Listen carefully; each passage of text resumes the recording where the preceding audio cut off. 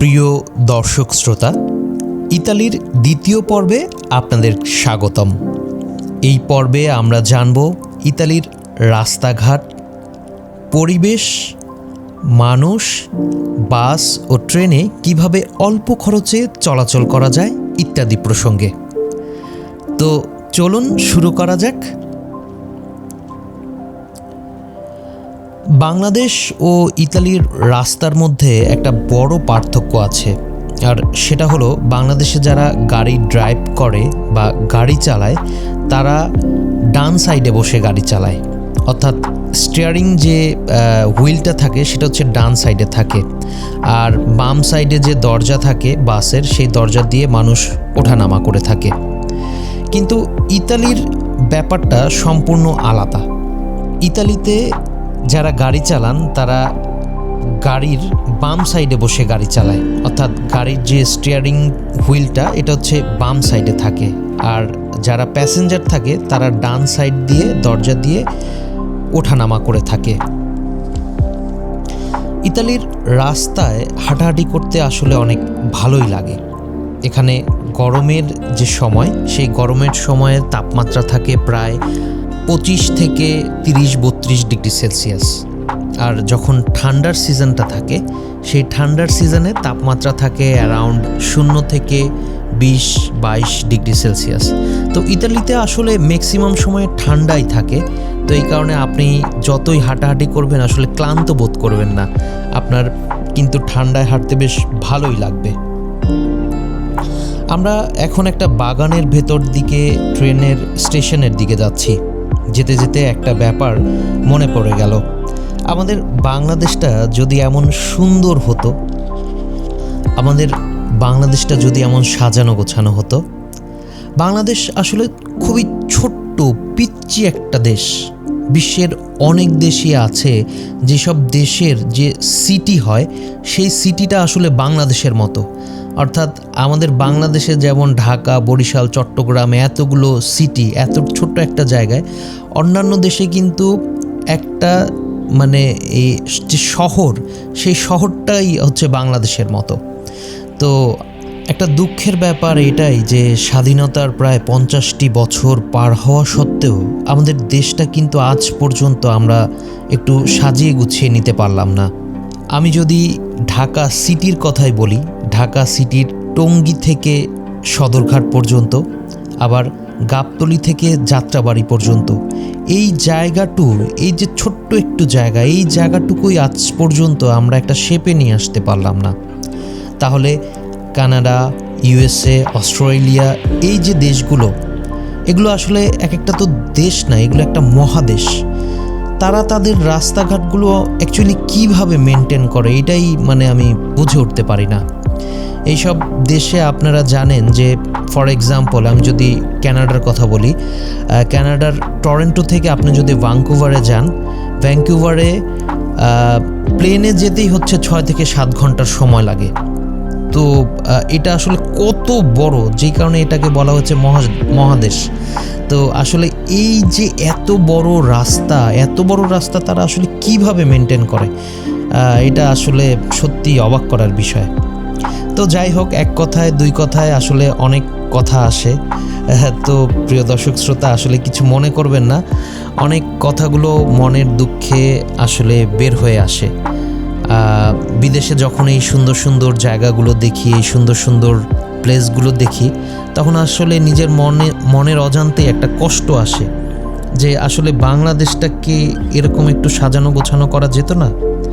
আসলে এই যে ফর এক্সাম্পল গার্ডেন, এই গার্ডেনটা কিন্তু আমাদের জন্য অনেক অনেক অনেক বেশি প্রয়োজন। লাইক গার্ডেন, খোলা জায়গা, সবুজ, এই জায়গাগুলোতে সারা দিন মানুষ যখন অনেক কর্মব্যস্ততায় থাকে, কর্মব্যস্ততা শেষ করে মানুষ যখন বাসায় আসার আগে একটু এই গার্ডেনে বসে, তখন কিন্তু তার মনটা ফ্রেশ হয়ে যায়। সারা দিন তার যে এই যে কেরিক্যাচাল থাকে আমাদের অফিস জীবনের, আমাদের বাস্তব জীবনের এত ঝামেলা, এই ঝামেলাগুলো কিন্তু আসলে গার্ডেনে বসে আমরা একটু নিজেদের মধ্যে বোঝাপড়া করে একটু মিনিমাইজ করে নিতে পারি। তো আসলে গার্ডেনটা আসলে অনেক বেশি প্রয়োজন, যেই কারণে বিদেশে আসলে দেখবেন একটু পরপর অনেক গার্ডেন, মানুষ অনেক বেশি এই জায়গাগুলোতে হাঁটাহাঁটি করে, দৌড়াদৌড়ি করে এবং শারীরিকভাবে তারা আসলে ফিট রাখে। তো আমাদের ঢাকা শহরে আসলে ওই রকম একটা গার্ডেন নাই। একটা বোটানিক্যাল গার্ডেন, একটা চিড়িয়াখানা, এই দুইটা জায়গা ছাড়া একটু মানুষজন, এত মানুষ, একটু যে গার্ডেন একটু ফ্রেশ হবে, একটু নিজের মতো করে 2-10 মিনিট একটু কাটাবে, আসলে সেই সুযোগগুলো নাই। সারাদিন কর্মব্যস্ততার পর মানুষ যখন একটু রিল্যাক্স হয়, ওই রিল্যাক্স সময়টাতে তারা যখন একটু বাগানে বা এইসব জায়গায় যখন যায়, তখন তাদের সারাদিন যে জমে থাকা যে কষ্টগুলো থাকে বা যে প্রবলেমগুলো থাকে, সেই প্রবলেমগুলো আসলে দূর হয়ে যায়। তো আমাদের দেশে গার্ডেন না থাকার কারণে আমরা দেখা যায় যে ম্যাক্সিমাম সময় আমরা অফিস শেষ করে বাসায় এসে আবদ্ধ ফ্ল্যাটের মধ্যে থাকি। তো এতে কি হয়, আমাদের আসলে মানসিক যন্ত্রণাগুলো আসলে রিলিফ করার জায়গা পায় না। তো এগুলো আস্তে আস্তে জমতে থাকে এবং জমতে থাকার কারণে দেখবেন যে বিভিন্ন সময়ে ক্রাইম, সুইসাইড করা, এইসব জিনিসগুলো আসলে অনেক বেড়ে যায়। বিদেশে আসলে এইসব জিনিসগুলো অনেক কম, অনেক খোলামেলা, দেখতেই পাচ্ছেন পরিবেশ। তো আরও অনেক কিছু থাকার কারণে মানুষ এই যে স্ট্রেস যে রিলিফ করার অনেক জায়গা পায়, যেটা আমাদের আসলে বাংলাদেশে এই জিনিসটা নেই। তো যাই হোক, আসলে এক কথায় দুই কথায় আসলে অনেক কথা চলে আসে। তো আমারও আসলে এই জিনিসগুলো আপনাদের সাথে শেয়ার করতে ভালো লাগে। আমি জানি না আমি যে এই জিনিসগুলো যেভাবে চিন্তা করি, আপনারা এই জিনিসগুলো এইভাবে চিন্তা করেন কি না। আসলে আমরা যদি বাংলাদেশের বাইরে না যাই, আসলে বাংলাদেশের বাইরেও যে একটা জগৎ আছে, এটা কিন্তু আমরা বুঝতে পারবো না। আমি যখন বিদেশ থেকে একটা ট্যুর করে আসি, 2-4-10 দিন থেকে আসি, তখন বাংলাদেশে আমি যখন আসি, এসে মনে হয় আমি আসলে কোন জায়গাটায় আসলাম, মানে কিসের মধ্যে এসে পড়লাম। তো আসলে আমাদের দেশটাকে যদি আমরা এইভাবে বিদেশের সিস্টেমে যদি সুন্দরভাবে সাজিয়ে গুছিয়ে নিতে পারি, তাহলে এটা কিন্তু আমাদের জন্যই, আমাদের ভবিষ্যৎ প্রজন্মের জন্য অনেক বড় একটা প্রাপ্তি। তো যাই হোক, আমরা ট্রেন স্টেশনে চলে এসেছি। আমরা এখন ট্রেন স্টেশনের ভেতরে ঢুকবো।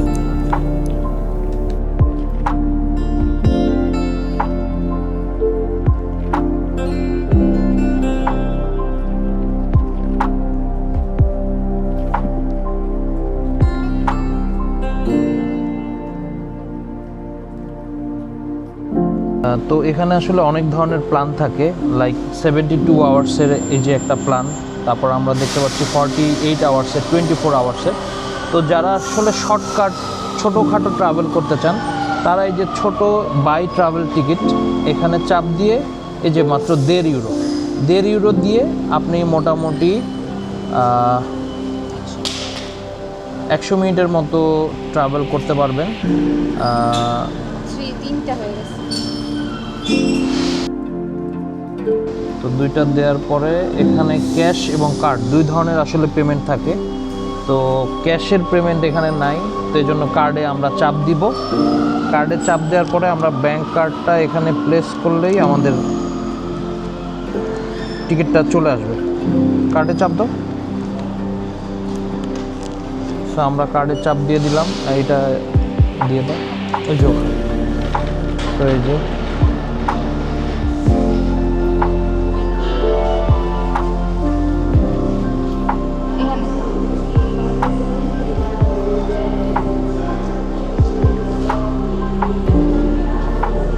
সো কার্ডটা যখনই আমরা প্রেস করলাম, এটার সাথে সাথে এটা ট্রানজ্যাকশন নিয়ে নিচ্ছে, ট্রাভেল ডকুমেন্টস ইন প্রোগ্রেস।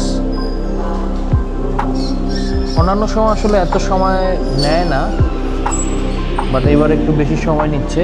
দেখেন যে নিচে কিন্তু অলরেডি একটা কার্ড প্রিন্ট আউট হয়ে আসছে, আবার এই যে হচ্ছে সেকেন্ডটা, কার্ডটা নিয়ে বের করে ফেলো।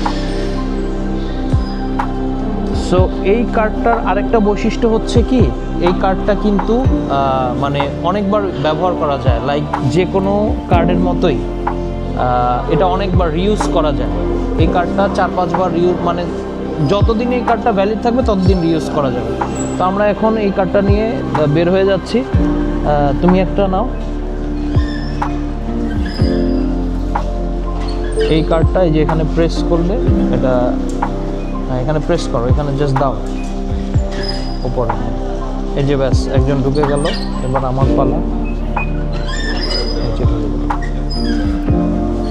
সো এই যে কোনো দেশের ট্রাভেলিংয়ে কিন্তু অনেক ইজি। লাইক বাংলাদেশে আমরা যদি কেউ একবার ঢাকা মেট্রোর যদি এক্সপিরিয়েন্স নেই, তাহলে সেই এক্সপিরিয়েন্স দিয়ে আসলে বোঝা যাবে। প্রিয় দর্শক শ্রোতা, এর আগে হচ্ছে আমি চায়নাতে দেখিয়েছিলাম। চায়নার কিন্তু মেট্রো এক্সপ্রেস করা আসলে অনেক হার্ড, কারণ ওখানে ভাষা বোঝা যায় না, সেই সাথে আরও অনেক কিছু ব্যারিয়ার্সগুলো আছে। তো এখানে ছোটোখাটোর মধ্যে আমরা দেখলাম যে ইটালিতে কীভাবে ভ্রমণ করা যায়।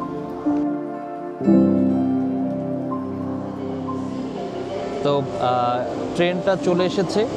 ইটালির একটা ব্যাপার হচ্ছে এই ট্রেনগুলো কিন্তু মানে একটু পুরনো স্টাইলে, নতুন স্টাইলের ট্রেন না। এর থেকে আসলে আমরা দেখেছি যে চায়নার ট্রেনগুলো দেখেছি, জাপানের ট্রেন দেখেছি, বাংলাদেশের ট্রেনও অনেক উন্নত। আর ইটালির ট্রেনগুলো একটু ডিফারেন্ট, দেখতেই পাচ্ছেন ভিতরে একটু কেমন যেন নোংরা মতন।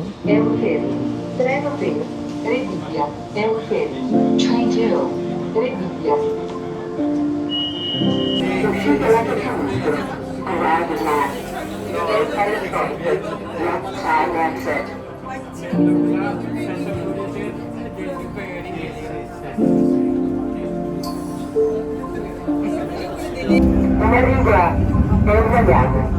Uscite lato sinistro. Coraggio Max. È sbagliato. Left side exit.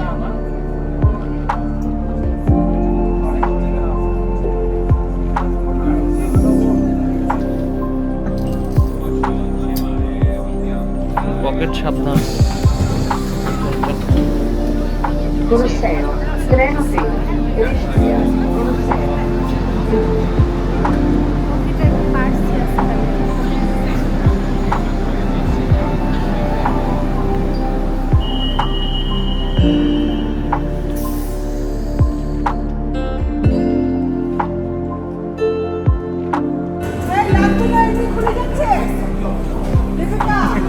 এমনি খুলে যাচ্ছে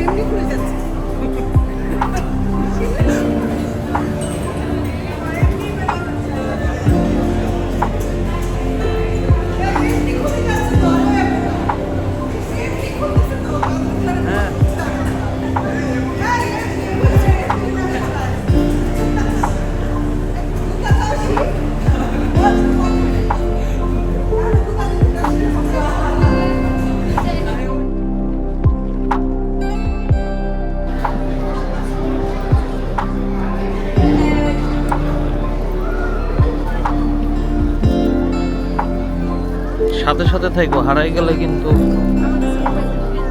শোনো, যদি বাই চান্স হারায় যাও, এই যে এখানে থাকো, এই যে এই পাশেই থাকবা, যদি হারায় যাও বাই চান্স। হ্যাঁ, এটাই করিস। এইটা আসার জন্য এত